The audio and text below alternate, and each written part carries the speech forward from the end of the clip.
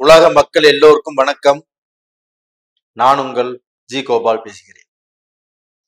இப்ப நாம் பேசக்கூடிய தலைப்பு என்னன்னா மாத பலன்கள், அதுவும் பிப்ரவரி மாத பலன்களாகப்பட்டது கும்ப ராசிக்காரங்களுக்கு எப்படி இருக்கும் அதை பத்தி தான் இந்த வீடியோல பார்க்க போறோம்.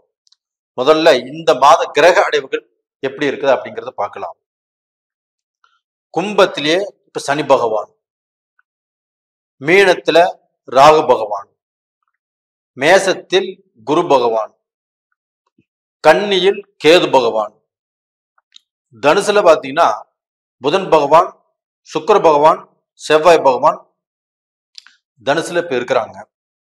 சூரிய பகவான் ஆகப்பட்டது ஜனவரி மாசம் 15ஆம் தேதி பெயர்ச்சியாகி மகரத்துக்கு வந்துட்டாங்க.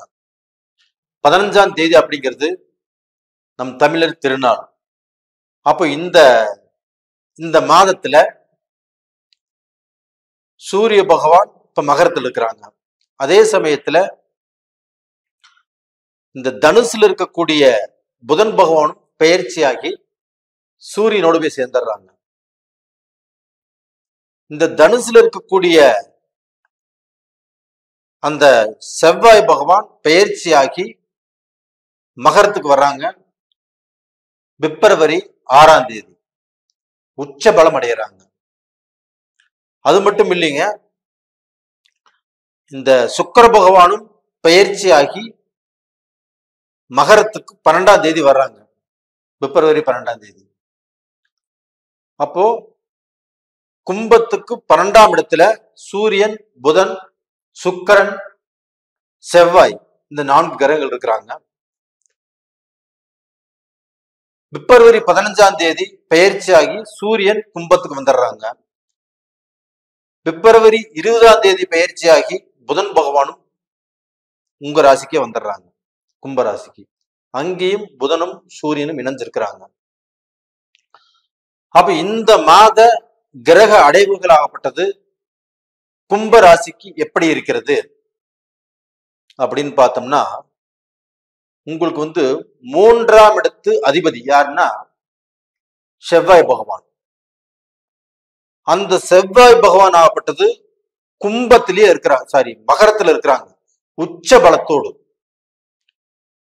அப்ப இந்த 3ஆம் இடத்து அதிபதி உங்களுக்கு 12ஆம் இடத்தில் உச்ச பலத்தோடு இருப்பது உங்களுக்கு வரவிருக்கக்கூடிய பிரச்சனைகளை,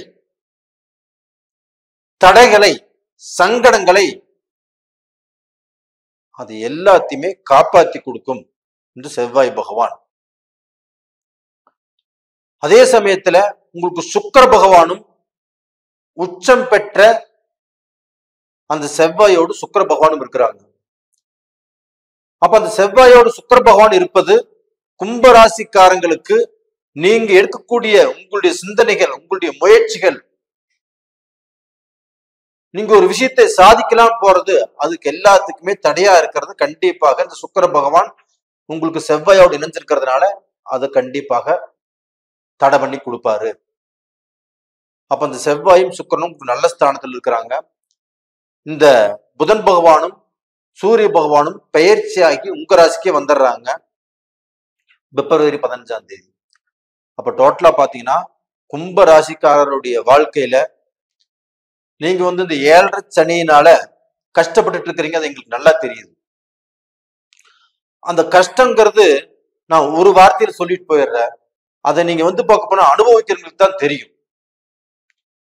உட்கார்ந்த கஷ்டம், நின்னா கஷ்டம், போனா கஷ்டம், ஒருத்தர்கிட்ட பேசினா கஷ்டம், ஒரு வரவு செலவு பண்ணுனா கஷ்டம், தொழில கஷ்டம், ஒரு பிசினஸ்ல கஷ்டம், ஒரு குடும்பத்துக்குள்ளேயும் கஷ்டம், பிரச்சனைகள்.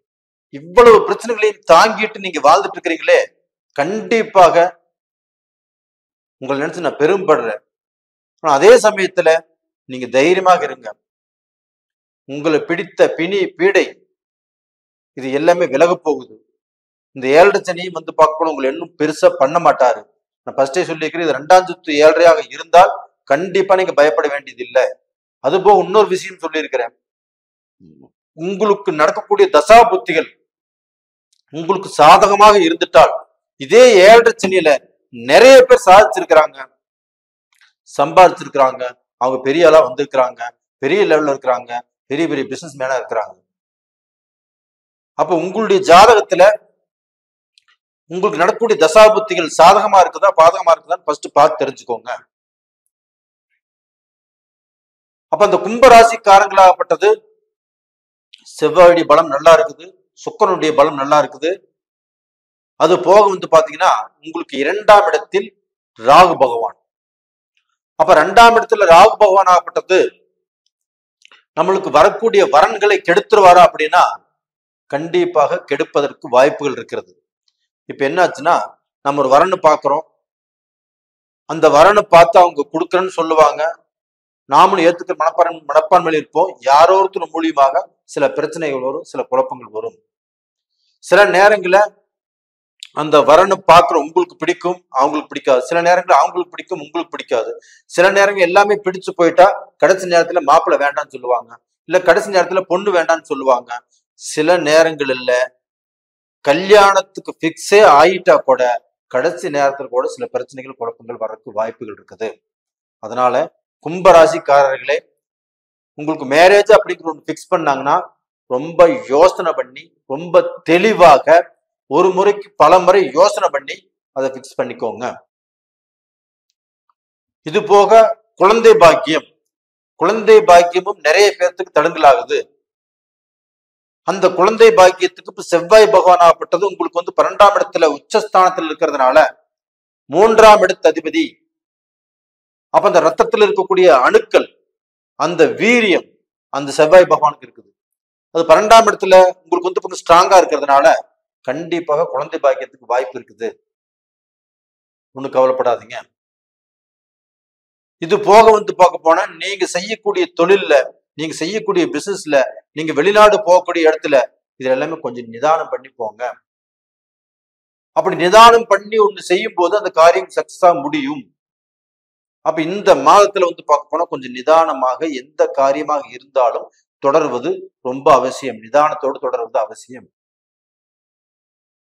அப்ப எப்படி இருந்தாலும் நீங்க சக்சஸ் பண்ணிருவீங்க, உங்களுக்கு குறை வராது. அப்ப கொஞ்சம் பொறுமையா இருங்க, கொஞ்சம் சாந்தமாக இருங்க.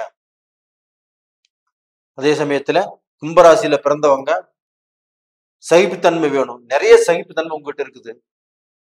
நீங்க ஏமாற்றத்தை தாங்கிக்க மாட்டீங்க. கண்டிப்பாக நீங்க பார்க்க போனா ஏமாற்றங்கிறது உங்களுக்கு பார்க்க போனா இதுக்கு மேல வராது. இது போக உங்களுடைய வாழ்க்கையில நான் ஜெயிக்கணும், நான் சாதிக்கணும், சம்பாதிக்கணும் அப்படிங்கிற லட்சியம், அப்படிங்கிற வெறி உங்களுக்கு இருக்குது. அது கண்டிப்பாக நடக்கும். கவலைப்படாதீங்க. நீங்க பிறந்த நட்சத்திரமாகப்பட்டது அவிட்ட நட்சத்திரம், சதய நட்சத்திரம், இதுல பிறந்திருக்கிறீங்க. இந்த அவிட்ட நட்சத்திரத்தில் பிறந்தவங்களாகப்பட்டது செவ்வாய் நட்சத்திரம். அப்ப அந்த செவ்வாய் 12ஆம் இடத்துல உச்ச பலத்தோடு இருக்கிறதுனால கும்பராசிக்காரர்களுக்கு எல்லாம் வெற்றியே அந்த செவ்வாய்னால நீங்க நல்லா இருக்க போறீங்க.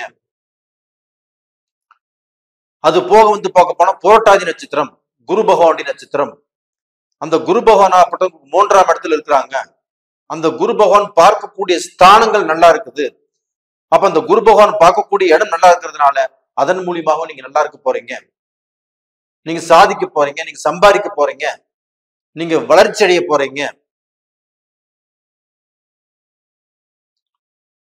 அப்ப இதுக்கப்புறமாகப்பட்டது சதய நட்சத்திரம்.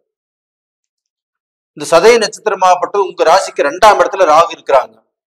அப்ப இந்த சதய நட்சத்திரத்துல பிறந்தவங்க கண்டிப்பாக கொஞ்சம் யோசனை பண்ணி எதையுமே செய்வது ரொம்ப சிறப்பு.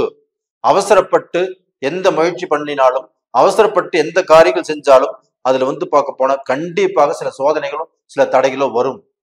அதனால யோசனை பண்ணி செஞ்சுக்கோங்க. அப்ப அந்த சதய நட்சத்திரத்துல பிறந்தவங்க கொஞ்சம் ஜாக்கிரதையாக இருந்து உங்களுக்குன்னு சில குருமார்களை வச்சுக்கோங்க, இல்ல உங்களுக்குன்னு பெரியவங்க கிட்ட ஐடியா கேளுங்க. இப்ப நீங்களாக எதையுமே நினைச்சோம் நம்ம செஞ்சோம் அப்படிங்கிற அளவுக்கு போக வேண்டாம். அப்ப டோட்டலா பாத்தீங்கன்னா கண்டிப்பாக இந்த கும்பராசியில பிறந்தவங்க குடும்ப வாழ்க்கையிலும் சரி, நடைமுறை வாழ்க்கையிலும் சரி, நிறைய மன கஷ்டம், குடும்ப ரீதியான கஷ்டங்கள், மக்கள்னால கஷ்டம் எவ்வளவோ பார்த்துட்டு இருக்கிறீங்க. இது எல்லாமே தீரக்கூடிய நேரம் வந்தாச்சு. தைரியமாக இருங்க. நேயர்களே, இந்த பதிவு பிடிச்சிருக்குன்னு நினைக்கிறேன். பிடிச்சிருந்தா லைக் பண்ணுங்க, சப்ஸ்கிரைப் பண்ணுங்க. உங்களுடைய ஜென்ம ஜாதகத்தை நீங்க ஃபர்ஸ்ட் பாருங்க. அதை பத்தி நீங்க ஏதாவது தெரிஞ்சுக்கோன்னு நினைச்சீங்கன்னா கீழே 2 நம்பர் கொடுத்துருக்குறோம். கான்டாக்ட் பண்ணுங்க, உங்க வாட்ஸ்அப் பண்ணுங்க. உங்களிடமிருந்து விடைபெறுவது உங்களின் ஜி கோபால். நன்றி, வணக்கம்.